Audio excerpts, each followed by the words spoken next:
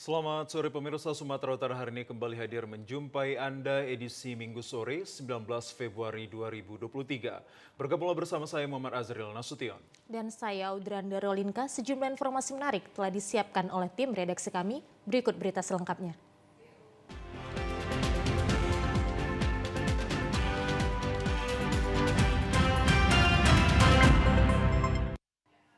Pemirsa, di informasi yang pertama, Pangdam 1 Bukit Barisan memperingati Isra dan Mi'raj bersama Kasat TNI Angkatan Darat secara virtual di Kodam 1 Bukit Barisan. Prajurit TNI bersama Forkopimda Sumatera Utara peringati Isra dan Mi'raj Nabi Muhammad SAW di Masjid At-Taqwa Kodam 1 Bukit Barisan, Jalan Gatot Subroto Medan, Sumatera Utara pagi tadi. Momen Isra dan Mi'raj tersebut digelar dengan kegiatan Istighosah Kubro secara virtual bersama Kasat TNI Angkatan Darat. Istighosah Kubro diawali dengan sholat subuh berjamaah dan khotbah singkat oleh Wapus Bintal TNI Angkatan Darat, Kolonel Korps Ajudan Jenderal Dr. Andes Mulfil Umam. Dalam khotbah singkatnya, Wapus Bintal berpesan sebagai prajurit TNI haruslah mampu menjadi contoh teladan dan tidak meninggalkan waktu sholat. Usai doa dan zikir bersama, Pangdam 1 Bukit Barisan bersama prajurit TNI dan Forkopimda Sumut mengikuti acara peringatan Isra dan Mi'raj secara virtual bersama Kasat TNI Angkatan Darat yang berlangsung di Masjid Agung Istiqlal, Jakarta Pusat. Peringatan Isra Mi'raj secara virtual yang dihadiri langsung oleh Wakil Presiden Republik Indonesia tersebut serta diikuti oleh beberapa prajurit TNI dari berbagai daerah. Pangdam 1 Bukit Barisan Maijen TNI Ahmad Daniel Chardin mengatakan bahwa momen Isra dan Mi'raj tersebut diisi dengan doa bersama untuk kemaslahatan seluruh bangsa Indonesia. Momentum Isra Mi'raj ini di mana kita berdoa tadi bersama untuk kemaslahatan seluruh bangsa Indonesia. Ini dilakukan dari seluruh jajaran Satuan TNI Angkatan Darat. Dalam hal ini Kasat menyelenggarakan ini dipusatkan di Cianjur, Masjid Agung Cianjur, dan dihadiri oleh Wakil Presiden.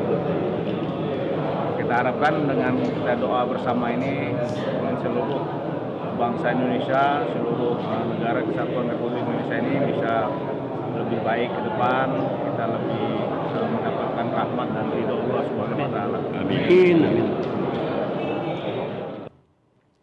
Sementara itu, peringatan Isra dan Mi'raj bersama prajurit TNI Angkatan Darat ini diharapkan mampu memberikan contoh keteladanan terkait pemimpin terhadap anak buah.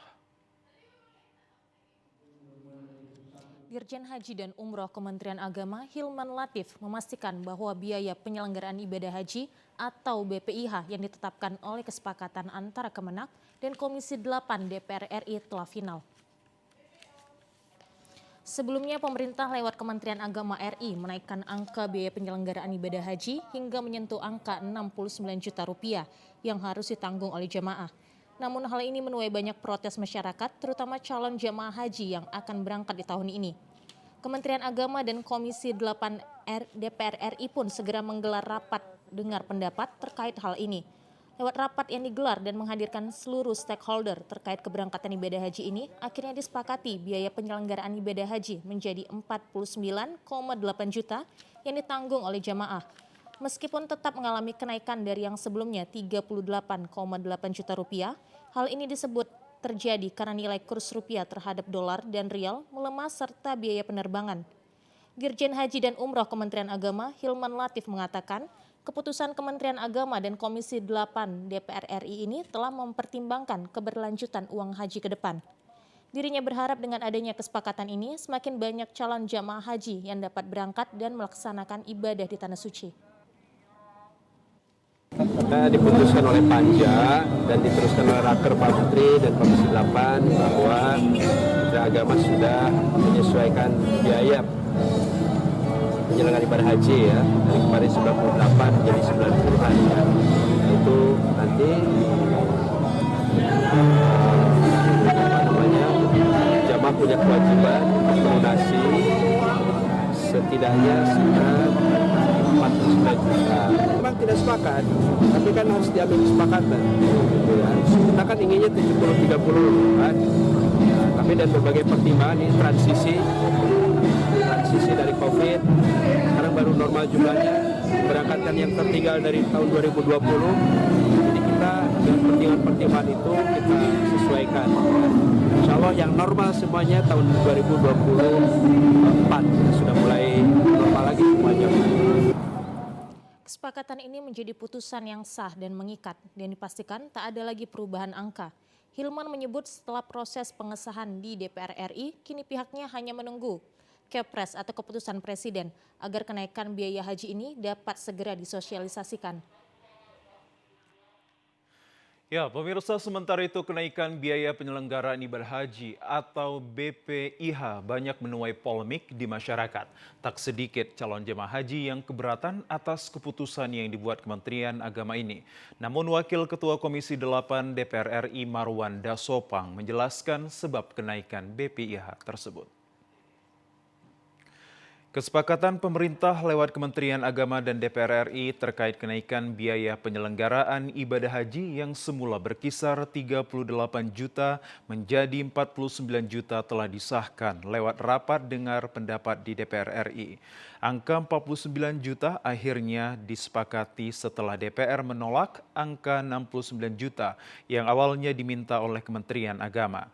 Angka 69 juta dinilai Komisi 8 DPR RI cukup memberatkan calon jamaah haji dan bisa mengakibatkan pembatalan keberangkatan calon jamaah karena terkendala akan biaya. Menurut Wakil Ketua Komisi 8 DPR RI Marwan Dasopang, ada beberapa hal yang membuat kenaikan biaya penyelenggaraan haji tak terhindarkan. Di antaranya adalah inflasi yang sedang menerpa Arab Saudi, sejumlah kenaikan biaya seperti pajak tambahan, hingga nilai kurs rupiah terhadap dolar dan rial yang melemah. Namun dirinya juga meminta kepada pemerintah lewat Kementerian Agama agar juga dapat mencarikan solusi serta mengayomi calon jamaah haji yang terkendala dalam hal memenuhi biaya tambahan hingga 49 juta rupiah. Anggota DPR RI fraksi Partai Kebangkitan Bangsa ini mendorong pemerintah agar membantu calon jamaah haji yang kurang biaya dalam jumlah yang tidak lebih dari 5 juta rupiah untuk dibantu agar tetap bisa berangkat ke Tanah Suci. 49 juta itu artinya dikurang 25, artinya masih ada 23,6 juta yang harus dilunasi. Rentang waktu 1 bulan melunasi 26 juta itu tidak mudah, karena sebagian profil jamaah kita itu adalah orang-orang yang mengumpulkan uang dari buruh, dan bahkan ada juga orang berhaji setelah selesai urusan keluarganya. Memang haji kita ini tidak bisa dihindari, biayanya sudah naik. Di Saudi sendiri diberlakukan berbagai hal tambahan, ada inflasi, kemudian ada pajak tambahan, harga naik, kurs dolar juga naik. Jadi depresiasinya cukup tinggi. Kalau tahun lalu 14.200, sekarang sudah 15.300. Itu panjang sekali, tinggi sekali. Nah, saya kira tinggal pemerintah mulai mengayomi masyarakat. Kalau ada masyarakat yang batal haji tahun ini karena tidak bisa melunasi, mestinya itu diayomi. Kalau kurang 5 juta, ayo kita carilah supaya bisa berangkat, jangan sampai batal. Sementara itu, kenaikan biaya penyelenggaraan ibadah haji ini awalnya diusulkan oleh Kementerian Agama dan dirapatkan dengan Komisi 8 DPR RI. Komisi 8 DPR RI sempat tidak sepakat dengan angka kenaikan yang diusulkan Kemenak, yakni 69 juta rupiah. Akhirnya DPR dan Kemenak menyepakati bahwa angka 49 juta sebagai biaya yang ditanggung jamaah haji dalam hal menunaikan ibadah haji. Mempermudah pelayanan administrasi kependudukan, Dinas Catatan Sipil Kota Medan buka pelayanan di mal. Dinas Kependudukan dan Catatan Sipil Kota Medan melayani masyarakat dalam pengurusan administrasi kependudukan di sebuah mal, Jalan Gatot Subroto Medan, Sumatera Utara kemarin. Pelayanan administrasi kependudukan yang telah dibuka sejak Januari 2023 lalu mampu menjaring sebanyak 4.000 warga. Pemerintah Kota Medan melalui Dinas Kependudukan dan Catatan Sipil Kota Medan membuka pelayanan keliling administrasi kependudukan pada akhir pekan, yakni hari Jumat, Sabtu, dan Minggu. Pelayanan dibuka pada pukul 3 sore hingga pukul 8 malam tersebut. Hanya khusus masyarakat Kota Medan saja. Petugas dari Dinas Kependudukan dan Catatan Sipil Kota Medan yang dilengkapi alat seperti komputer, sidik jari, perekam mata, dan kamera siap melayani pembuatan akte lahir dan kartu identitas anak, kartu tanda kependudukan yang rusak, hilang, dan baru. Ketua Tim Pendataan Penduduk Dinas Kependudukan Catatan Sipil Kota Medan, Agus Mulya Siregar mengatakan, program pelayanan keliling administrasi kependudukan dibuka pertama kali di sebuah mal oleh pemerintahan Kota Medan untuk mempermudah masyarakat dalam mendapat akses pelayanan. Pelayanan ini dilaksanakan setiap minggunya dari Jumat, Sabtu, Minggu dari jam 3 sampai jam 8 malam. Yang mana minggu pertama itu menghasilkan 1.500 semua pelayanan yang dirasakan yang 5 pelayanan itu. Kemudian minggu kedua 2.392 dan pada saat ini mulai dari semalam hari Jumat tanggal 17 Februari 2023 sampai sekarang tanggal 18 Februari 2023 sebanyak 750 yang terjaring semua. Jadi jumlah total sementara ini 4.644 yang meliputi pelayanan pembuatan KTP yang hilang yang rusak, akte lahir, KIA, dan KTP pemula bagi anak-anak 17 tahun. Harapan kita dengan adanya pelayanan ini memudahkan kepada masyarakat. Jadi jangan ada anggapan pengurusan administrasi kependudukan tidak susah. Kita laksanakan. Kalau memang dari kerja tidak bisa dilaksanakan, dari libur kita laksanakan begitu untuk pendekatan kepada masyarakat. Adanya pelayanan keliling administrasi kependudukan tersebut sangat membantu masyarakat yang memiliki rutinitas padat, sehingga pada saat hari libur dan sedang berbelanja bisa mengurus pembuatan kartu tanda kependudukan elektronik. Persyaratannya sangat mudah, kita tinggal bawa fotokopi kartu keluarga dan melampirkan KTP rusak tersebut, itu aja. Saya rasa sangat baik ya, membantu kita masyarakat terutama di hari kerja, di hari libur, karena kalau di hari kerja kita kadang nggak sempat ke kantor di Dukcapil. Jadi sangat membantu lah program ini di mall ini. Gitu.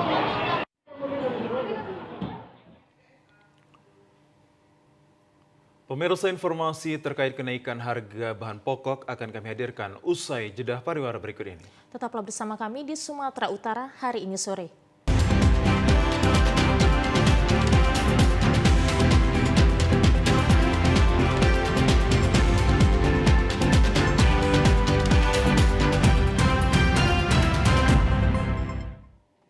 Terima kasih masih bersama kami. Pemirsa, harga sejumlah komoditas di pasar tradisional di Kabupaten Toba terpantau masih tinggi. Seperti di pasar tradisional Aji Bata, harga sembako hingga saat ini masih belum turun. Para pembeli mengeluhkan tingginya sembako. Beginilah situasi pasar tradisional Aji Bata pada saat akhir pekan. Penjual dan pembeli saat bertransaksi. Berdasarkan pantauan tim TVRI Sumut di lapangan, terlihat tidak hanya harga minyak goreng, gula, telur, dan daging yang beberapa pekan sudah lebih awal mengalami kenaikan. Cabai, tomat, dan sayur-sayuran ikut mengalami kenaikan harga hingga Rp2.000 per kilogram. Untuk harga minyak goreng kemasan mencapai Rp20.000 per kilogram. Namun jika dibandingkan dengan harga normal hanya Rp14.000 per kilogram. Salah seorang pedagang Sarmian Situmorang mengatakan untuk harga gula dari harga Rp12.000 per kilogram naik menjadi Rp15.000 per kilogram. Harga sembako di pasar tradisional Aji Bata ini masih tetap tinggi, bahkan belum ada yang turun. Kondisi ini disebabkan para pemasok yang belum ada. Masih tetap bertahan seperti itu, Pak. Karena mungkin kalau di supermarket sudah turun, tapi di pasar begini belum turun, belum ada pemasok yang menurunkan harga minyak di sini, Pak. Emang harga minyak goreng 1 kilo berapaan? 1 kilo 20.000 masih kami jual. Sebelumnya? Sebelumnya 14.000. Semua masih rata semua. Belum ada sama sekali datang kami ke subsidi pemerintah belum ada. Gimana para pembeli gimana Bu saat ini menanggapinya? Ya pembeli ya resah lah otomatis Pak. Yang jualan gorengan apa semuanya jadi apa susah lah. Hal yang sama juga diakui salah seorang penjual mie goreng Jurnal Sirait. Menurutnya harga minyak goreng saat ini naik menjadi Rp20.000 per kilogram. Sementara untuk harga telur masih belum turun. Untuk ukuran sedang Rp55.000 per papan. Ia berharap agar pemerintah mengawasi harga kebutuhan pokok di pasar. sangat berpengaruh lah Pak ya, terutama dengan harga. Sementara kita harga itu masih tetap 10.000 satu porsi. Itu udah satu butir telur ayam. Coba kita kalikan satu butir ayam, satu harga telur sama minyak goreng. Memang minyak goreng berapaan Pak 1 kilo saat ini? Nah ini Pak ya, sementara ini 2 kilo, berapa ini ya? Kemarin entah apa yang terjadi bisa 2 hari 28.000, tapi sekarang udah jadi 38.000. Oh ya? Nah, kemarin sempat ya Pak ya, 28.000 2 kilo itu Pak. Tapi sekarang balik lagi dia, katanya pemerintah udah 14.000 1 liter, ternyata tidak ada. Oh, belum ada ya? Pemirsa, kita beralih ke informasi lainnya. Sempat viral, seorang pelajar putri menjadi korban perampasan handphone di Medan Deli, Kota Medan, Sumatera Utara. Korban yang berkenalan dengan pelaku lewat aplikasi Kencan dan korban terseret motor pelaku hingga puluhan meter. 2 orang pemuda yakni Dian Alfisahri dan Muhammad Fatih Makarim menjadi bulan-bulanan warga di Kelurahan Mabar, Kecamatan Medan Deli, Kota Medan. Setelah merampas handphone dan mencoba kabur dari kejaran warga dan korbannya, kedua pelaku akhirnya diamankan polisi dan warga sekitar. Kedua pelaku merampas handphone seorang pelajar putri berinisial SM yang dikenal melalui aplikasi Kencan dan berjumpa di Kelurahan Mabar, Medan Deli, Kota Medan. Dengan modus akan mengisi bensin, salah seorang pelaku mencoba meminjam handphone korban. Saat korban lengah, pelaku merampas handphone korban dan kabur pula. Korban lalu mengejar sepeda motor pelaku dan bergantung pada sepeda motor tersebut sehingga terseret hingga puluhan meter. Warga yang melihat korban terseret lalu mengejar sepeda motor pelaku dan berhasil mencegat para pelaku hingga menjadi bulan-bulanan masa. Bocengan atau benda? Bocengan. Mau korbannya? Korbannya berdua. Namanya? Nila. Umur? 18. Pelajar? Oke, bawa terus ngapain? Terus udah sampai gang kecil. Sebelumnya ada janjian mau minta kawan ngambil utang Pak. Minta kawan ngambil utang? Mau dia? Terus bogas terus? Iya Pak. Oh tunjang dulu? Tangannya Pak. Oh tunjang tangannya? Tapi tetap juga dia nempel? Sambil tegas? Oh tunjang tapi masih tetap tangannya? Terus bogas tegas? Dia masih hidup? Terseret? Berapa jauh terseret? 100 meter? Tapi masih terus bogas? Menurut Kapolres Pelabuhan Belawan AKBP Yosua Tampu Bolon mengatakan kedua pelaku sudah 4 kali beraksi dengan target korban para pelajar dan mahasiswi melalui aplikasi Kencan. Saat ini kedua pelaku telah ditahan pihak kepolisian, keduanya melanggar pasal 365 KUHP dengan ancaman hukuman 9 tahun penjara. Satu-satu secara umum saja, karena yang paling penting saya rasa adalah para tersangka ini sudah kami amankan dan ada yang tidak bersaksikan itu juga sudah berhasil ditangkap. Terlibat geng motor ataupun bola-bola liar. Jadi bukan hanya kami fokus kepada pelaku-pelaku unsur kekerasan, tapi di lapangan apabila anggota kami menemukan orang-orang yang berkumpul atau orang-orang yang itu juga kami amankan. Keberadaan hutan ulayat dan kelestarian ekosistemnya harus dijaga dan dilestarikan. Selain itu, pengakuan hukum atas hutan ulayat menjadi hal terpenting untuk menghindari terjadinya konflik berkepanjangan di tengah masyarakat. Kawasan hutan Dolok Imun merupakan hutan tangkapan air untuk 4 desa dan sebagai penyangga 3 kecamatan, yakni Kecamatan Sipoholon, Siborong-Borong, dan Kecamatan Pagaran, Kabupaten Tapanuli Utara. Adanya aktivitas penebangan kayu di sekitar hutan Dolok Imun dikhawatirkan akan berdampak terhadap ekosistem, sehingga diperlukan peran serta semua pihak terhadap pelestarian lingkungan Dolok Imun. Menyikapi hal tersebut, Ketua Naposo Raja Nai Pos-Pos Indonesia bersama warga dan perwakilan 7 keturunan Raja Nai Pos-Pos serta Aliansi Masyarakat Adat Nusantara melaksanakan musyawarah bersama di Sipoholon dengan topik Selamatkan Dolok Imun dengan gerakan penanaman 1 juta pohon.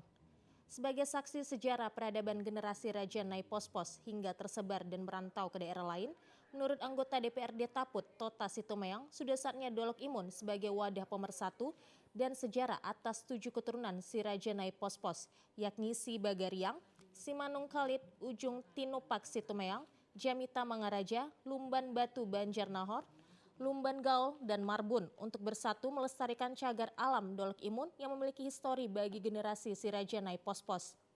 Menyahuti adanya permintaan sejumlah warga dan Naposo Nai Pospos Indonesia untuk status pengakuan atas hak ulayat Dolok Imun, serta atas adanya klaim dari berbagai pihak ditanggapi oleh Wakil Ketua DPRD Taput, Fatimah Huta Barat. Pihaknya berjanji akan segera meminta Menteri Lingkungan Hidup dan Kehutanan agar status kepemilikan Dolok Imun dikembalikan kepada masyarakat. Sesuai dengan regulasi dan ketentuan dari Kementerian LHK serta mendorong semua pihak untuk segera melakukan reboisasi dan penghijauan kembali. Sementara terkait perihal penebangan kayu di kawasan areal peluasan lain APL yang terus terjadi di kawasan Dolok Imun, segenap pomparan si Raja Nai Pospos pada musyawarah ini menyepakati dan meminta semua pihak agar arif dan bijaksana dalam pengolahan dan pemanfaatan kayu dari Dolok Imun, guna menghindari terjadinya konflik berkepanjangan di tengah masyarakat. Usaha yang memperdayakan pengambilan kayu yang ada di Dolok Imun, saya sarankan stoplah, karena ini menyangkut leluhur Raja Nai Pospos. Ini bukan milik perorangan. Saya minta kepada pengusaha ataupun kepada pemerintah itu di stop, jangan diperpanjang lagi. Kalau ingin tetap masyarakat damai. Kalau tidak, kita tidak tahu apa yang terjadi. Mungkin tahunya anarkis, karena sebelum minggu kemarin sudah terjadi anarkis. Apakah kita akan seperti ini terus? Apakah sampai ada korban jiwa baru turun? Begitu juga dengan kepolisian, kehutanan, lingkungan hidup, segera tindak lanjuti Dolok Imun, karena itu adalah warisan dan itu memang aktif gunung berapi. Kita menuju ke informasi lainnya, pemirsa. Perguruan Pencak Silat Kombinasi Kungfu Indonesia SILSIFU melakukan ujian kenaikan pangkat sabuk SILSIFU 1 tingkat bagi para atlet putra-putri yang berlangsung di halaman sekolah SMP, SMA, swasta Yayasan Pendidikan Membangun Yapim Sibiru-Biru Deli Tua, Kabupaten Deli Serdang kemarin. Sebanyak 403 orang atlet SILSIFU melakukan latihan kenaikan pangkat 1 tingkat yang didominasi atlet muda berbakat yang terlebih dahulu melakukan beberapa sesi ujian untuk mendapatkan sabuk 1 tingkat. Para atlet SILSIFU yang akan naik pangkat 1 tingkat terlebih dahulu diuji kemampuannya sebelum dikukuhkan. Didampingi para pelatih sabuk hitam, masing-masing atlet SILSIFU melakukan uji coba pertandingan melawan rekan seperguruan untuk melihat kemampuan masing-masing atlet. Dipandu wasit sekaligus pelatih, para atlet SILSIFU melakukan pertandingan uji coba yang dilengkapi alat keamanan agar para atlet SILSIFU tidak cedera. Pendiri perguruan SILSIFU Master Herianto Tarigan mengatakan bahwa ujian kenaikan pangkat ini bertujuan untuk memotivasi sekaligus menguji kemampuan atlet SILSIFU hingga nantinya akan naik ke sabuk yang paling tinggi. Master Herianto Tarigan menambahkan, kenaikan sabuk juga dapat mewujudkan program pemerintah, yakni memasyarakatkan olahraga dan mengolahragakan masyarakat, terutama dalam pembinaan generasi muda dengan sebagai sarana olahraga agar terhindar dari pengaruh negatif serta meningkatkan kemampuan dan pengetahuan teknik SILSIFU. Master Herianto Tarigan berharap kegiatan ini dapat memberikan manfaat untuk memajukan olahraga khususnya SILSIFU. Master Herianto juga mengakui modal utama para pesilat SILSIFU harus memiliki fisik dan mental yang kuat dalam melakukan pelatihan bela diri pencak silat yang dikombinasi kungfu ini. Herianto merasa bangga karena saat ini semakin banyak murid SILSIFU mengikuti latihan dan berharap para atlet SILSIFU dapat membawa harum nama Sumatera Utara hingga ke kancah nasional. Perguruan Pencak Silat Kombinasi Kungfu Indonesia atau SILSIFU akan mengadakan kenaikan tingkat setiap tahun. Itu kegunaannya untuk meningkatkan supaya mereka lebih giat belajar, untuk supaya dapat mengikuti pertandingan-pertandingan yang selalu diadakan oleh baik pihak Dinas Pendidikan maupun IPSI maupun instansi-instansi yang lain. Harapan dari perguruan SILSIFU dengan kenaikan tingkat pada saat ini, para siswa yang sudah ikut ujian dapat mengembangkan perguruan di sekolah-sekolah yang ada di Deli Serdang maupun di luar Deli Serdang. Karena dengan ujian kenaikan tingkat ini adalah sebagai salah satu syarat mereka untuk bisa dapat melatih di gelanggang-gelanggang yang baru. Sementara itu, Kepala Sekolah SMP SMA Yapim Sibiru-Biru Asnawati Situngkir menyebut dan menyambut positif atas terselenggaranya ujian kenaikan pangkat Sabuk Silsifu yang dilaksanakan di halaman sekolah Yapim tersebut. Pihaknya sangat mengapresiasi terselenggaranya kegiatan kenaikan pangkat Sabuk Atlet Silsifu. Para atlet didominasi siswa Yapim sekolah tersebut juga dipercaya membawa harum nama sekolah Yapim untuk menyelenggarakan kegiatan kenaikan pangkat Sabuk Silsifu. Tanggapan saya dan apresiasi saya kepada perguruan Silsifu, Kecamatan Biru-Biru dan sekitarnya sangat memberikan aplaus ataupun sangat memberikan hal yang baik dari kami sebagai tim kerjasama selama ini dengan pihak tim Silsifu. Dengan adanya acara hari ini, yaitu acara pemberian sertifikat kepada siswa yang sudah memperoleh sabuk kenaikan tingkat, kami juga merasa bangga dan merasa turut senang karena dengan adanya perguruan Silsifu ini adalah salah satu perguruan yang membina mental siswa, yang mendidik siswa menjadi siswa yang berdisiplin dan siswa yang menjadi tangguh dan siap untuk berjuang demi masa depan mereka. Kami pihak sekolah tetap memberikan penghargaan kepada siswa yang telah berupaya atau telah mampu meraih prestasi di bidang Silsifu ini. Contoh kami khusus Yapim Biru-Biru, kami memberikan penggratisan SPP sesuai dengan prestasi yang mereka ikuti. Kabupaten Langkat memiliki banyak objek wisata alam yang sangat mempesona, baik yang sudah dikelola maupun yang belum terjamah sama sekali. Salah satunya adalah wisata pemandian alam yang berada di Desa Sulkam, Kecamatan Kutambaru, Kabupaten Langkat. Objek wisata pemandian alam ini sangat asri dan alami karena belum terjamah tangan manusia. Objek wisata ini merupakan objek terpendam sejak puluhan tahun lalu yang ditemukan warga. Namun, beberapa bulan terakhir baru ditemukan oleh para wisatawan. Warga sekitar berencana akan bekerja sama dengan Kepala Desa Sulkam untuk memperkenalkan objek wisata ini dengan mengusung wisata edukasi dan pemandian alam. Dan nantinya, para wisatawan juga bisa melakukan camping ground dan memancing ikan. Ide ini timbul karena panorama dan pemandangan yang indah di objek wisata ini. Diharapkan juga mampu memperbaiki perekonomian masyarakat yang selama ini hanya bercocok tanam. Untuk menuju lokasi wisata ini sangat dibutuhkan kesabaran dan hati-hati. Karena akses jalannya masih ekstrim dan bebatuan. Namun para wisatawan tidak perlu khawatir karena begitu sampai di objek wisata ini, rasa lelah selama dalam perjalanan 3 jam dari Kota Binjai akan hilang setelah melihat panorama indah dan udara yang masih sangat segar. Warga sekitar masih berupaya untuk membuka akses jalan dibantu dengan anggaran dana desa. Kepala Desa Sulkam, Gembira Sembiring mengatakan, objek wisata ini baru dibuka selama 2 bulan namun sudah mendatangkan wisatawan lokal. Pihaknya mengharapkan adanya bantuan dari pemerintahan Kabupaten Langkat agar objek wisata ini nantinya mampu memberikan pemasukan baik bagi masyarakat maupun pemerintahan. Gini kan lokasi kita ini baru buka, baru sekitar 2 bulan. Jadi rencana ke depannya mau kita jadikan lokasi wisata edukasi, bisa jadi edukasi, bisa juga untuk wisata pemandian alam. Dan sekaligus kita ada rencanakan di belakang ini untuk penangkaran ikan, kalau kami bilang sini di lokal ikan gemuh, sejenis jurung. Jadi inilah yang mau kita kembangkan ke depan. Sangat sulit dijangkau karena memang akses yang sangat ekstrim sekali dan ini memang kebetulan kita ada program dari dana desa dan tujuan kita memang untuk peningkatan ekonomi masyarakat. Makanya kita gagas bersama masyarakat. Barulah ada jalan itu kita buka baru selama 2 bulan pengerjaan.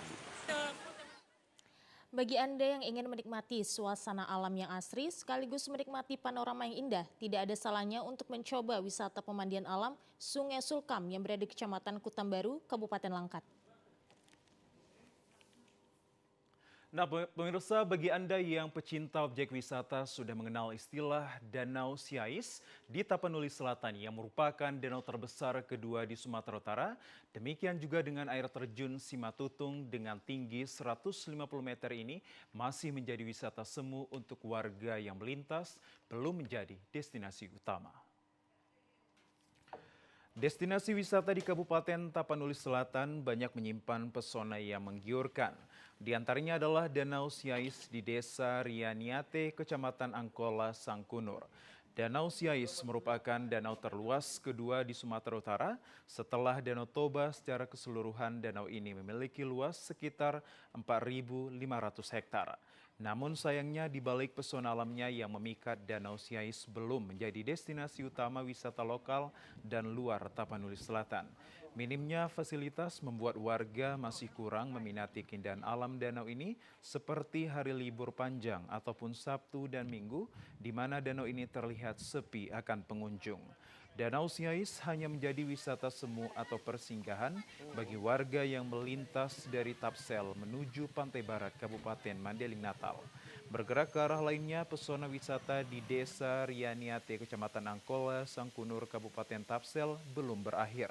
Sekitar 30 km arah ke pantai barat Kabupaten Mandailing Natal, terdapat destinasi wisata lainnya yakni air terjun Simatutung. Air terjun ini dengan tinggi 150 meter serta memiliki 2 tingkat air terjun. Namun lagi-lagi minimnya fasilitas membuat air terjun Simatutung belum menjadi destinasi utama wisata warga Tapsel maupun wisatawan dari luar daerah. Warga berharap agar pemerintah Kabupaten Tapsel mengelola langsung berbagai lokasi wisata di Kecamatan Angkola, Sangkunur. Sebenarnya bagus PT wisata itu sama keluarga, sama kawan-kawan semua total ya. Cuma ini sebenarnya kurang perhatian nih, nggak ada perhatian pemerintah sih. Karena pemerintah yang nangani baru bagus dia masa. Pemirsa, kami akan segera kembali dengan sejumlah informasi lainnya. Tetaplah bersama kami.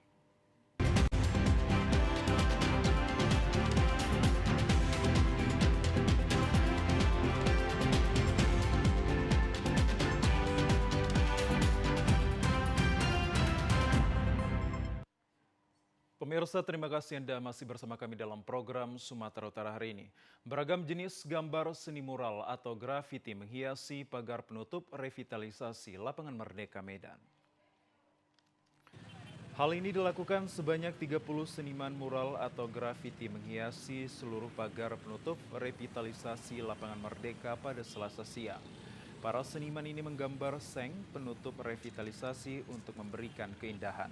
Seniman ini berasal dari berbagai daerah seperti Jakarta, Aceh, Tebing Tinggi, dan Kota Binjai. Mereka memberikan gambar terbaik untuk dituangkan pada seng penutup revitalisasi Lapangan Merdeka. Kegiatan yang bertajuk Weekend Jamming ini juga bertujuan menutup vandalisme atau oleh orang-orang yang tidak bertanggung jawab, seperti mencoret-coret seng penutup dengan maksud yang tidak jelas pula. Salah seorang penggiat mural, Onggo, mengatakan bahwa kegiatan Weekend Jamming ini berkaitan juga dengan mural yang berada di kawasan Jalan Penggadaian. Onggo menyebutkan Wali Kota Medan juga mendukung kegiatan tersebut, bahkan Wali Kota yang menyediakan cat semprot yang digunakan para seniman untuk melakukan seni mural ataupun grafiti. Ia berharap kegiatan seperti ini sering diselenggarakan agar bisa menampung para seniman jalanan lainnya untuk tidak melakukan seni mural di sembarang tempat. Mural kali ini itu bagian dari yang agenda sebelumnya itu diadakan di Jalan Pegadaian, yaitu Medan Street Art. Nah, ini part bagian lain yaitu Weekend Jamming kita adain di Lapangan Merdeka. Nah, salah satunya ini kayak menutupin vandalisme dari beberapa sisi Lapangan Merdeka. Enggak, dari 30 artis itu ada dari Tebing, Stabat, Binjai, Aceh, Bali, Jakarta sampai ada dari Inggris. Proyek peningkatan infrastruktur jalan bernilai 32 miliar lebih berlokasi di Kecamatan Alasa, Kabupaten Nias Utara, belum selesai dikerjakan oleh rekanan. Kondisinya terbengkalai pasca putus kontrak pada akhir tahun 2022 kemarin.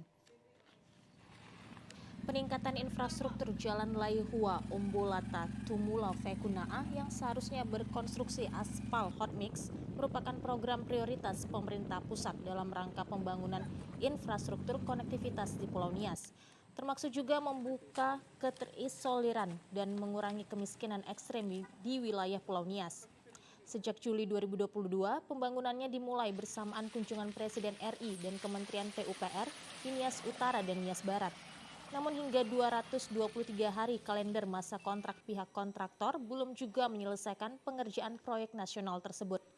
Sejumlah pihak dan warga yang terlibat mensuplai beberapa bahan proyek menyebutkan sepanjang 14 km jalan yang akan dibangun, pihak rekanan masih melakukan pekerjaan pemadatan base beberapa kilometer belum maksimal.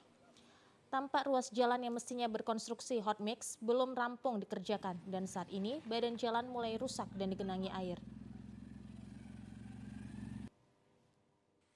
Kami dengar bahwa kontrak pekerjaan ini sudah putus sejak Desember kemarin.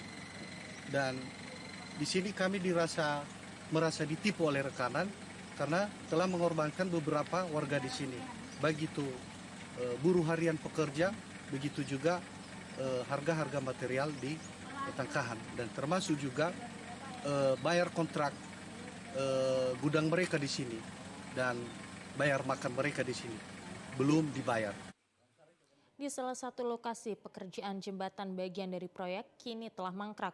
Beberapa tulisan berisi kekecewaan pekerja yang belum dibayar upahnya meminta pemerintah agar segera bertindak. Meskipun pekerjaan belum mencapai 30%, namun pencairan dana hingga 15 miliar lebih atas proyek itu sudah dilakukan sebelum akhirnya diputus kontrak pada Desember lalu. Sementara perusahaan yang menjadi rekanan dalam proyek tersebut, PT Manelstar, yang beralamat di Kelurahan C Putih Timur 1, Medan Petisah, belum bisa ditemui pihak pekerja. Atas kondisi mangkraknya proyek tersebut, berpotensi terjadinya praktek korupsi. Warga meminta penegak hukum melakukan audit investigasi di lokasi. Bang ke sini kerja dia 1 hari. Siap itu semuanya bahan di sini punya kami belum dibayar. Kalau nggak salah lah hampir 5 juta semuanya. Hampir 5 juta belum dibayar sampai sekarang? Belum. Pemirsa, kami ajak Anda ke informasi lainnya. Volume sampah diperkirakan akan meningkat pasca event F1 H2O, terutama sampah plastik dan eceng gondok. Oleh karena itu, kebersihan Danau Toba tetap dijaga sebelum dan sesudah pelaksanaan event tersebut, sehingga tidak menjadi sorotan wisatawan dan pecinta lingkungan. Menjelang perhelatan Formula 1 Powerboat F1 H2O di Danau Toba, Balige, Kabupaten Toba, kondisi pantai yang berada di sisi venue masih terlihat adanya sampah plastik dan eceng gondok. Kondisi ini menyebabkan kurang nyaman dan terlihat kotor. Menpora sudah mengingatkan Bupati untuk melakukan pembersihan. Bupati Toba Pol Taksitorus yang turut mendampingi Menpora melakukan peninjauan venue mengaku eceng gondok menjadi perhatian khusus. Pol Taksitorus juga menyebutkan saat ini pihaknya telah bekerja sama dengan maupun sudah berjalan. Masyarakat diharapkan mendukung pemerintah Kabupaten Toba agar eceng gondok ini bisa dibersihkan. Sebelumnya Bupati Toba juga sudah melakukan pembersihan eceng gondok dengan menggunakan jaring sepanjang 1 km. Upaya ini diharapkan berjalan maksimal sehingga driver yang akan mengikuti race F1 H2O di Danau Toba bisa bertanding dengan nyaman serta aman.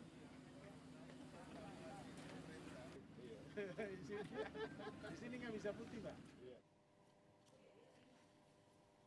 Imunisasi dasar seperti vaksin polio sangat bermanfaat untuk mencegah penyakit polio atau lumpuh layu pada anak balita.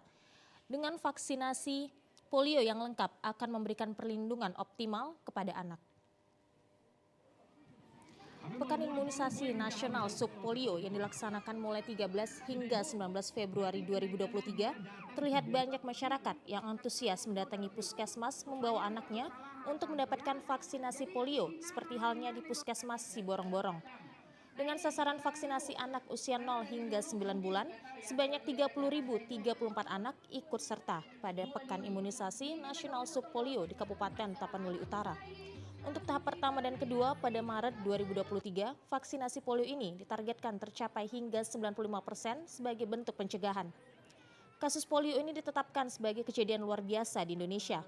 Pada Pekan Imunisasi Nasional Subpolio, Ketua PKK Taput Satika Simamora dan tenaga medis pada pemberian tetes vaksin menghimbau masyarakat untuk lebih peduli terhadap pemberian imunisasi kepada anak, terutama anak balita, untuk mencegah penularan virus polio. Pemberian vaksin tetes polio dilakukan minimal 2 kali untuk membentuk kekebalan tubuh dari serangan virus polio bagi anak. Nah, kami berharap orang tua yang ada di Tapanuli Utara, ayo bawa anak kita vaksin, karena hari ini pemerintah lagi menggalakkan vaksin gratis, dan kalaupun nanti tidak sempat untuk membawa vaksin gratisnya, kita boleh mencari di mana ada vaksin polio. Karena polio ini sangat berbahaya, mungkin kita melihatnya sepele, tapi sangat berbahaya efeknya karena ini bisa menular juga, dan ini untuk kelangsungan hidup kita, kelangsungan hidup anak-anak kita nanti ke depan. Ya, pemirsa, informasi terkait bisnis kuliner akan kami hadirkan usai jeda pariwara berikut ini. Tetaplah bersama kami di Sumatera Utara hari ini sore.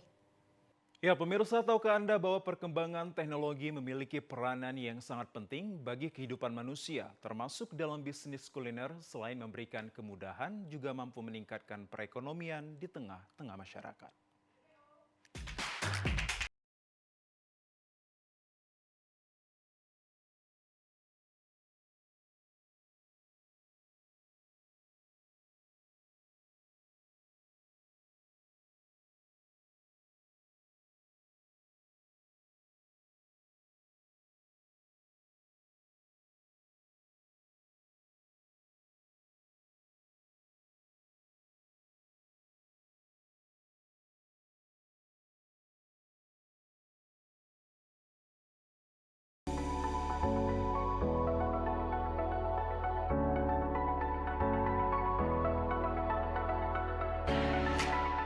Kehadiran teknologi membawa perubahan dalam hal efisiensi bisnis dalam aspek kuliner, karena penggunaannya memberi kemudahan kepada masyarakat untuk melakukan transaksi melalui aplikasi.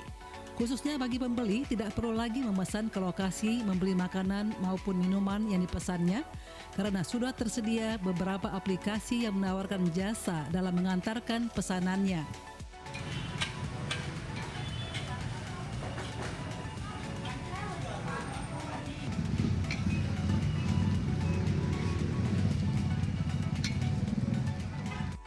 Sementara itu, bagi para pedagang kuliner, dengan adanya teknologi dapat membantu usaha dalam membuat promosi menjadi lebih mudah dan tersebar lebih luas di tengah masyarakat.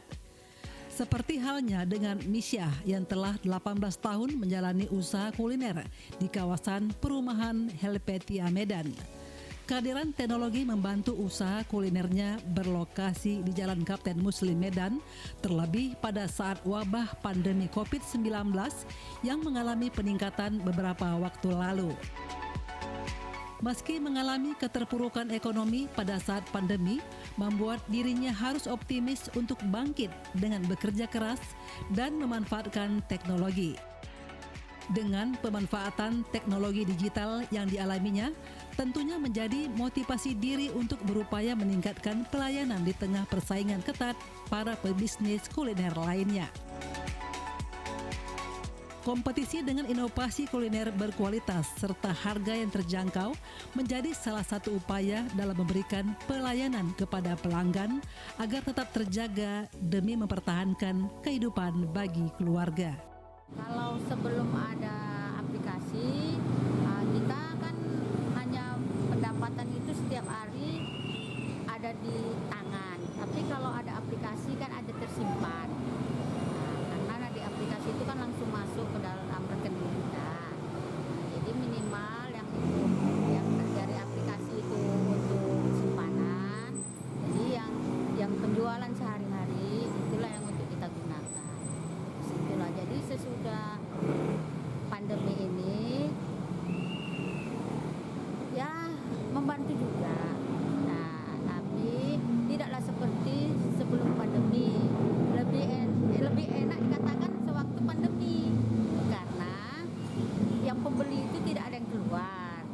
melalui aplikasi.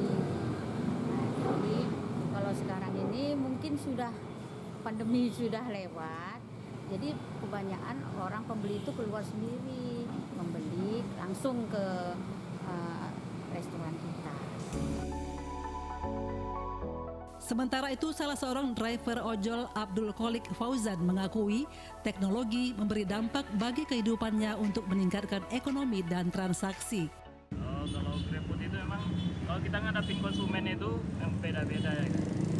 Jadi dia memang apalagi kita sebagai driver ini kita menunggu di resto itu kadang pihak restonya itu pun apalagi driver ini kurang diutamakan, lebih diutamakan dari konsumen yang datang kebanyakan gitu ya kan. Jadi ada juga sebagian memang ya pihak resto itu mendahulukan mana yang duluan itu ya. Ya alhamdulillah untuk saat ini mungkin membantu lah. Memang dibilang kalau tambah zaman tuh tambah teknologi lebih canggih ya kan. Apalagi sekarang menggunakan ya uang-uang digital itu seperti OVO gitu kan. Itu lebih baik lagi memang, jadi nggak menggunakan cash gitu. Jadi bisa gitu. Perkembangan teknologi tentunya sangat digandrungi bagi kaum milenial dalam kebutuhannya di bidang pendidikan dan juga menjadi salah satu hiburan dalam mengembangkan kreativitas potensi diri. Untuk kemudahan kebutuhan pribadinya, teknologi aplikasi menjadi alternatif pilihan, sehingga saat membutuhkan sesuatu tidak butuh keluar ruangan apalagi nilai rupiahnya dengan harga terjangkau.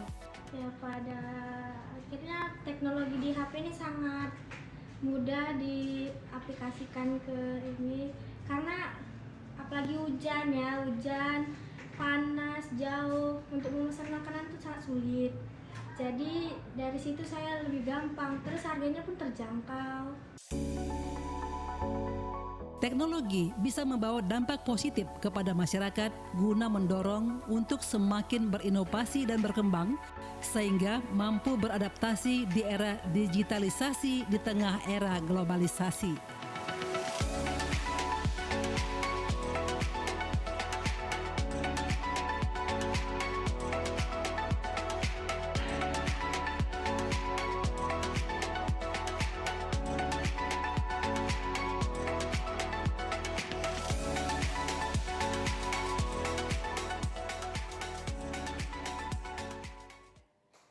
Pemirsa, berikut kita simak informasi perakiraan cuaca oleh Balai Besar Meteorologi, Klimatologi, dan Geofisika BMKG wilayah 1 Medan untuk Senin 20 Februari 2023. Halo Sobat BMKG, saya Putri Prakirawan BBMKG wilayah 1 Medan akan menyampaikan informasi perakiraan cuaca untuk Senin 20 Februari 2023. Pada pagi hari, cuaca diperkirakan berawan dan hujan ringan di Kepulauan Nias dan sekitarnya. Untuk siang hingga sore hari, cuaca diperkirakan terdapat potensi hujan dengan intensitas ringan hingga lebat di wilayah Kepulauan Nias, Padang Lawas Utara, Labuhan Batu Selatan, Karo, Dairi, Pakpak Barat, Deli Serdang, Langkat, Simalungun, Tapanuli Utara, dan sekitarnya. Sedangkan untuk hujan lebat diperkirakan terjadi di wilayah Mandailing Natal dan Labuhan Batu. Untuk malam hari diperkirakan potensi hujan dengan intensitas ringan hingga lebat terjadi di wilayah Mandailing Natal, Toba, Tapanuli Utara, Tapanuli Selatan, Samosir, Padang Lawas Utara, Labuhan Batu Selatan, Asahan, dan sekitarnya. Untuk hujan lebat diperkirakan terjadi di wilayah Langkat, Tapanuli Utara, Dairi, Humbahas, Pakpak Barat, Tapanuli Tengah, Mandailing Natal, dan Kepulauan Nias. Sedangkan untuk dini hari, cuaca diperkirakan berawan dengan potensi hujan ringan di wilayah Kepulauan Nias, Mandailing Natal, dan sekitarnya.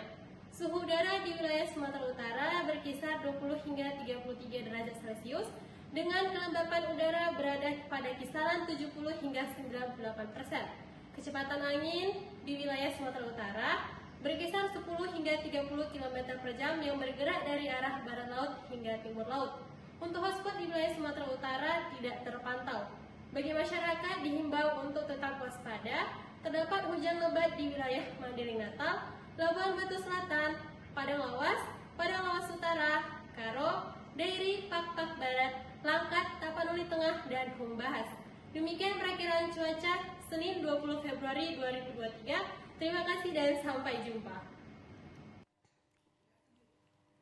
Nah, pemirsa dan juga Audra, semoga informasi dari BMKG tadi menjadi acuan Anda untuk melakukan aktivitas esok 20 Februari 2023. Dan informasi tadi sekaligus menutup perjumpaan kita dalam program Sumatera Utara hari ini. Kami ucapkan terima kasih atas kebersamaan dan juga perhatian Anda.